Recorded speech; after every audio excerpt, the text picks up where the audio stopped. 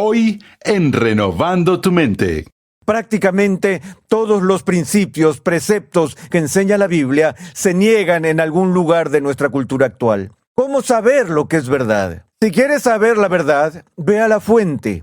Y el que es la fuente de la verdad es Cristo, que es la encarnación de la verdad misma.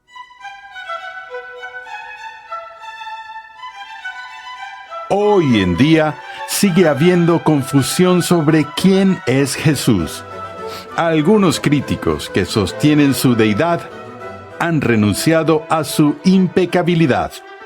Otros que afirman buscar al Jesús histórico han dicho que Jesús nunca hizo afirmaciones de deidad. Entonces, ¿quién sabe la verdad sobre Jesús? Bienvenido a Renovando tu Mente con el Dr. R.C. Sproul. Mientras continuamos con la sexta lección en la serie de enseñanza Cómo conocer a Cristo, los Yo Soy de Jesús. En esta serie el Dr. Sproul utiliza la palabra de Dios para llevarnos a una comprensión más profunda del Dios hombre como protector y sustentador de su pueblo. Recuerda que en nuestra página web renovandotumente.org puedes solicitar una guía de estudio gratuita de esta serie para tu edificación personal o para usarla en grupos pequeños. En episodios anteriores hemos visto que la mejor manera de conocer la identidad de Jesús es escuchar lo que Él dice de sí mismo. Él afirmó ser el pan de vida, la luz del mundo y el buen pastor. Pero también declaró que era el camino, la verdad y la vida, y que nadie viene al Padre sino por Él. Entonces, sin Jesús, no hay vida en absoluto. Acompáñame al salón de clases a escuchar al Dr. R.C. Sproul mientras demuestra que Cristo es el autor de la vida y la fuente de toda verdad. Una vez más estaremos explorando juntos los Yo Soy de Jesús, y el que vamos a ver hoy tiene múltiples atributos asociados con él y aparece en uno de los capítulos más populares de toda la Sagrada Escritura, el capítulo 14 del Evangelio según Juan. Entonces veamos el principio del capítulo 14, que es familiar para la mayoría de nosotros, y veamos el contexto en el que este Yo Soy aparece. En medio de este discurso, que empieza realmente el discurso del aposento alto que Jesús tiene con sus discípulos la noche en la que fue traicionado y en la que fue arrestado y enviado a juicio, Jesús, reunido con sus discípulos, les dice: no se turbe su corazón, crean en Dios, crean también en mí. En la casa de mi Padre hay muchas moradas; si no fuera así, se lo hubiera dicho, porque voy a preparar un lugar para ustedes. Y si me voy y les preparo un lugar, vendré otra vez y los tomaré a donde yo voy, para que donde yo esté, allí estén ustedes también, y conocen el camino a donde voy. Es Tomás quien interrumpe a Jesús en ese momento con una pregunta y dice: Señor, si no sabemos a dónde vas, ¿cómo vamos a conocer el camino? Ese es el contexto para este Yo Soy de Jesús, en el que Jesús se reúne con sus discípulos la noche antes de su muerte y los prepara para su muerte. Y les dice que Él los estará dejando, que se irá. Y dice: ¿saben a dónde voy? Al menos deberían haber sabido dónde iba. Dijo que va a ir y preparar un lugar para ellos en la casa de su Padre. Tomás, entonces, que está un poco confundido y desconcertado por estas declaraciones, le dice a Jesús: Señor, si no sabemos a dónde vas, ¿cómo vamos a conocer el camino? Ahora, el concepto de el camino era muy importante en la iglesia primitiva. Ya lo hemos visto brevemente en términos de la declaración de Jesús: yo soy la puerta. que es el medio a través del cual se obtiene acceso al reino. Y en la iglesia primitiva sabemos que los cristianos no fueron llamados al inicio cristianos. El término cristiano era un término peyorativo, un término insultante que los enemigos de los seguidores de Cristo utilizaron, y la primera vez que fueron llamados cristianos fue en Antioquía, pero antes de que eso sucediera fueron llamados la gente de el camino. Porque Jesús había hablado tantas veces sobre el camino a Dios, el camino al reino, el camino al Padre. Como ya mencioné con respecto a la declaración, yo soy la puerta, Jesús dijo, recuerdan que ancha es la puerta y amplia es la senda que lleva a la perdición, y muchos son los que entran por ella, pero estrecha es la puerta y angosta la senda que lleva a la vida, y pocos son los que la hallan. Ahora, él está hablando de este camino estrecho que trae vida eterna para las personas, que concede acceso y entrada a esa morada celestial donde Jesús está yendo a preparar un lugar para su pueblo entre los muchos lugares que el Padre tiene. Entonces Tomás dice, ¿cómo podemos conocer el camino? Danos un mapa, danos las indicaciones, ¿cómo sabremos cómo ir? No es tan diferente de la pregunta anterior de Pedro, Quo vadis, ya saben, ¿a dónde irás? ¿A dónde vas? Es en ese contexto que Jesús responde la pregunta de Tomás con estas palabras. Tomás, yo soy el camino. Yo soy el camino, la verdad y la vida.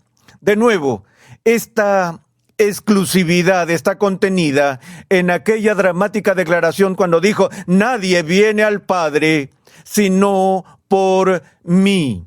Así como expresó lo mismo cuando dijo que Él era la puerta a través de la cual los hombres debían cruzar para entrar en el reino. Ahora Él dice, lo deja muy claro, nadie puede venir al Padre sino por mí. De nuevo, eso está en constante conflicto con todo el pluralismo que escuchamos en Estados Unidos y los cursos que comparan religiones, cursos de religión que vemos hoy en este país. La iglesia cada vez más y más está comprando esta teología inclusiva, donde todas las religiones del mundo son igualmente válidas, igualmente verdaderas, y ellas mismas se van distanciando de esta estrechez o exclusividad que Jesús articula una vez más aquí la noche antes de morir. Yo soy el camino, la verdad y la vida. Nadie viene al Padre sino por mí. Entonces, la cultura dice que hay muchos caminos al cielo.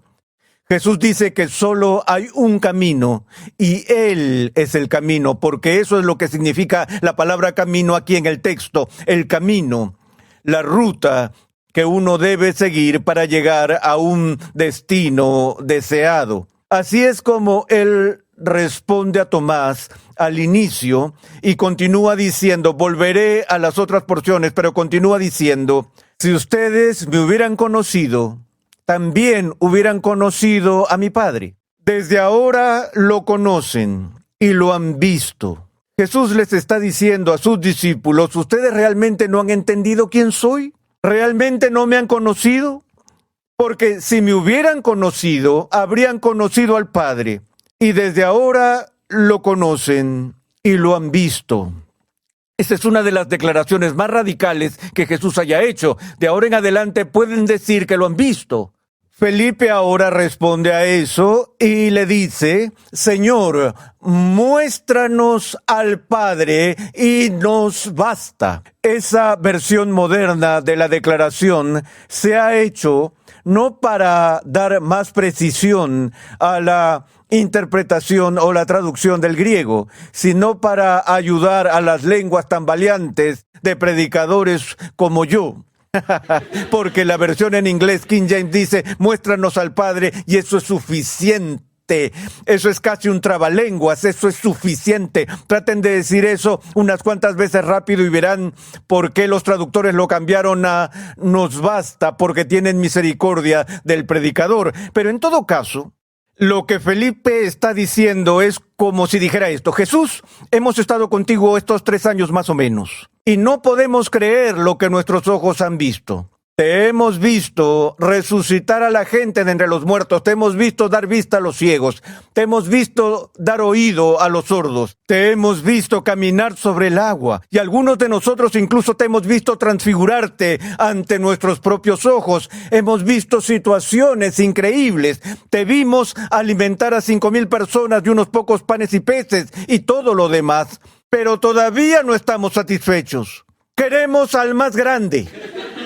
Queremos incluso a aquel que le fue negado a Moisés y que se le ha negado a toda persona desde que Adán y Eva fueron desterrados del paraíso y no se les permitió regresar.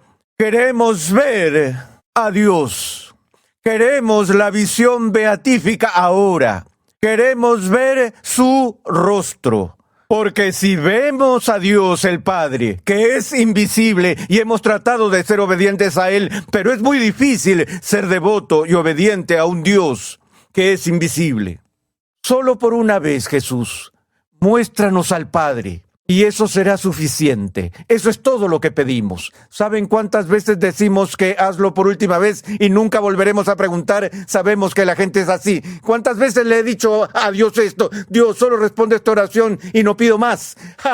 Él responde y al día siguiente hacemos lo mismo. Es solo una más, Dios. Nunca nos detenemos. Pero aquí está Felipe diciendo: Señor, muéstranos al Padre y nos basta, es suficiente. Ahora, si hubo un momento en las Escrituras en el que vemos a Jesús casi impacientándose, Jesús sintiéndose molesto e irritado con sus discípulos, creo que fue este momento. Ahora, por supuesto, tenemos una desventaja cuando leemos estas palabras del texto bíblico, porque no siempre nos comunican los gestos no verbales que acompañan a las palabras o las inflexiones del lenguaje y demás, las entonaciones de la voz.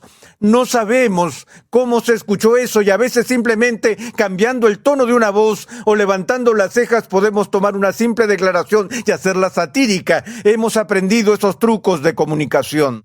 Pero Jesús parece estar exasperado aquí cuando dice: tanto tiempo he estado con ustedes ¿y todavía no me conoces, Felipe? Creo que eso comunica un poco no un poco, sino un montón de reproche. ¿Cuánto tiempo llevas conmigo, Felipe? ¿Todavía me estás haciendo preguntas como esa? Esto es algo elemental que deberías haber entendido hace mucho tiempo. Es lo que entiendo de la respuesta de Jesús a Felipe. Has estado conmigo todo este tiempo y todavía no me conoces, Felipe. Luego viene la dramática añadidura: el que me ha visto a mí, ha visto al Padre. ¿Cómo dices tú? Muéstranos al Padre. ¿Qué crees que he estado haciendo desde el día en que nací? Estás hablando con el Dios encarnado. Estás hablando con la imagen expresa de su persona. Estás hablando con la manifestación visible del Dios invisible. Si me has visto a mí, Felipe, has visto al Padre. Porque cuando me miras a los ojos, estás viendo los ojos de Dios mismo. Esa es una de las afirmaciones más fantásticas que Jesús hace cuando le dice eso. Nunca deja de sorprenderme cuando hay personas que dicen que en el Nuevo Testamento Jesús nunca hace ninguna afirmación de deidad. Aquí Él está haciendo una con indignación. Si lo has visto a Él, has visto al Padre. ¿No crees que yo estoy en el Padre y el Padre en mí? Las palabras que yo les digo no las hablo por mi propia cuenta, sino que el Padre que mora en mí es el que hace las obras. Créanme que yo estoy en el Padre y el Padre en mí, y si no, crean por las obras mismas. Hay tal unidad aquí en la deidad entre el Padre y el Hijo, que si ustedes ven al Hijo, que si ven al Hijo, ven al Padre. Si conocen al Hijo, conocen al Padre. Y a la inversa, si conocen al Padre, conocen al Hijo. Este fue el punto de disputa que Jesús tuvo con los fariseos, que afirmaban ser discípulos de Dios el Padre, pero rechazaban a Jesús. Él les dijo: miren, si conocen al Padre, tienen que creer en el Hijo, porque el Padre da testimonio de mí. Así que el camino al Padre es a través del Hijo. La manera de ver al Padre es viendo al Hijo. La manera de llegar al Padre es pasando a través del Hijo. Entonces volvamos a las múltiples declaraciones que Jesús hace con su yo soy, cuando dice yo soy el camino, la verdad y la vida. Creo que el del medio es uno de los más importantes de los yo soy cuando Jesús se identifica a sí mismo con la verdad. Hace varios años, cuando Ministerios Ligonier organizó un seminario en el oeste de Pensilvania a inicios de los 70s sobre el tema de la inerrancia de la Sagrada Escritura, y tuvimos estudiosos de todo el mundo que vinieron y presentaron ponencias, y sin ponerse de acuerdo, todos ellos llegaron y basaron su defensa de la autoridad de la Biblia en la autoridad de Jesús, mostrando que la postura de Jesús de las Escrituras era que esa era la palabra que es verdad, que es la palabra de Dios, que es la palabra que no puede ser quebrantada y demás. También recuerdo, mientras estudiaba las teorías de la alta crítica, que era habitual entre los estudiosos críticos el reconocer que el Jesús histórico, si sabemos algo sobre el Jesús histórico, sabemos que él aceptó la postura judía del primer siglo en cuanto a la Biblia, de que era la palabra inspirada de Dios. Pero continuaron diciendo que Jesús en su naturaleza humana no era omnisciente, no lo sabía todo, por lo que no sabía que la Biblia no era inspirada. Entonces cometió errores comunes en su día al decir Moisés escribió de mí. No se dio cuenta de que Moisés nunca escribió los 5 libros del Pentateuco, que eso fue escrito por una serie de editores y redactores, y que Jesús estaba equivocado en estas evaluaciones terrenales sobre cómo la Escritura había llegado a ser. Los críticos dirían, pero eso está bien porque Jesús en su encarnación, en su naturaleza humana, no era omnisciente. Había realidades que él mismo dijo que no sabía, y eso es correcto. Su naturaleza humana no era omnisciente, la naturaleza divina era, pero no la naturaleza humana. Dado que la naturaleza humana no era omnisciente, estaba perfectamente bien que hubiera cosas que él no supiera. Ahora, recuerdo haber escrito un ensayo en Table Talk hace muchos años titulado ¿Sabía el niño Jesús que la tierra era redonda? Respondí a esa pregunta diciendo que tocante a su naturaleza humana, el bebé en el pesebre no sabía qué forma tenía el mundo. Tocante a la naturaleza divina, él sabía exactamente cómo se veía, porque él lo hizo, pero está bien que la naturaleza humana tenga limitaciones normales del conocimiento humano. Por tanto, los críticos dicen que está bien que Jesús no supiera la verdad sobre las Escrituras. Ahí es donde volvemos y decimos, espera un minuto. Lo que está en juego aquí con respecto a Jesús ofreciendo declaraciones correctas sobre hechos y realidades en su ministerio terrenal no es su deidad, sino su ausencia de pecado. Porque si un maestro afirma saber algo que él no sabe, y si enseña error a las personas cuando afirma saber la verdad, entonces él es moralmente responsable por eso.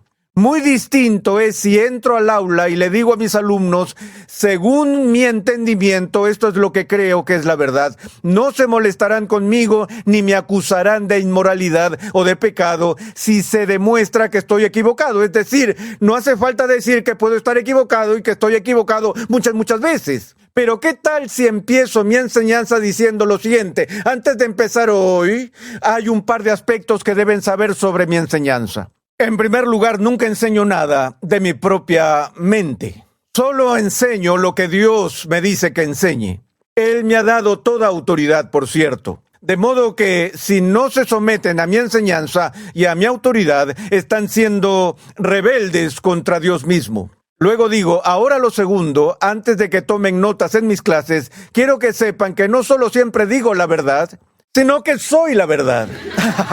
Soy tan sincero que soy la verdadera encarnación de la verdad. Ven con lo que los estudiosos tienen que toparse cuando dicen, bueno, todavía pensamos que Jesús es un gran hombre, Él es nuestro Señor y nuestro Salvador, aunque era ignorante sobre ciertos aspectos, y no solo era ignorante, Y si era ignorante, debería haberse quedado callado, pero no solo era ignorante, sino que enseñó con tanta autoridad como pudo reclamar al pueblo de Dios y a la iglesia de Dios ciertos aspectos sobre la Sagrada Escritura, y les enseñó de forma equivocada. La ignorancia no excusaría eso, porque si no sé algo, se supone que debo saber que no sé algo. Se supone que debo poner entre paréntesis mis afirmaciones de conocimiento a la luz de los límites de mi saber, pero para Jesús no había paréntesis. Él dijo, yo soy la verdad. Estaba tan identificado con la verdad que cuando estaba en juicio ante Poncio Pilato, nuevamente, como mencionamos el otro día, Poncio Pilato le preguntó si él era un rey. Jesús dijo, para esto yo he nacido y para esto he venido al mundo, para dar testimonio de la verdad. Todo el que es de la verdad escucha mi voz, muy similar a sus declaraciones con respecto al buen pastor. Ahora, amados, escuchen esto. Viven en una época donde la verdad ha sido despreciada y las mentiras asesinadas en la calle. Donde en la iglesia la gente dice que no es la doctrina lo que importa, son las relaciones. La verdad no es importante, lo importante es llevarse bien, excepto que cuando decimos lo que es importante, estamos diciendo que esta es una verdad importante. No tenemos forma de evaluar el axioma a menos que primero tengamos una comprensión de la verdad. Es la verdad de Dios lo que supone que define cómo debemos relacionarnos unos con otros. Por tanto, poner las relaciones y la verdad una contra la otra es dividir y separar lo que Dios ha unido. La verdad y las relaciones deben estar juntas y ser igualmente sagradas para nosotros como pueblo de Dios. ¿Cómo podemos despreciar la verdad sin despreciar al mismo tiempo a Cristo? Porque Él es la verdad. Me consuela mucho eso, porque prácticamente todos los principios, preceptos que enseña la Biblia se niegan en algún lugar de nuestra cultura actual. ¿Cómo saber lo que es verdad? Si quieres saber la verdad, ve a la fuente de la verdad. Y el que es la fuente de la verdad, la norma de la verdad y la encarnación de la verdad es Cristo, que es la encarnación de la verdad misma. Yo soy el camino o la senda, yo soy la verdad. Una vez más, Él presenta el mismo principio que vemos en Él. Yo soy la resurrección y vimos en Él. Yo soy el buen pastor cuando dice, yo soy la vida. No solo estoy vivo, no solo doy esta vida divina, esta vida espiritual a mi pueblo, sino que soy la vida misma. Esto lo anticipa Pablo en el Areópago cuando dice, en Él vivimos, nos movemos y existimos. La vida misma sería imposible sin Cristo. Cualquier vida, no solo la vida espiritual, porque fuera de Dios no hay vida en absoluto. Jesús está diciendo a sus discípulos, a Tomás, a Felipe, que están confundidos en este momento difícil después de la cena del Señor. Él les dice, yo soy el camino, yo soy la verdad, yo soy la vida. Estas tres cosas encuentran su esencia en Él y subsisten en Él.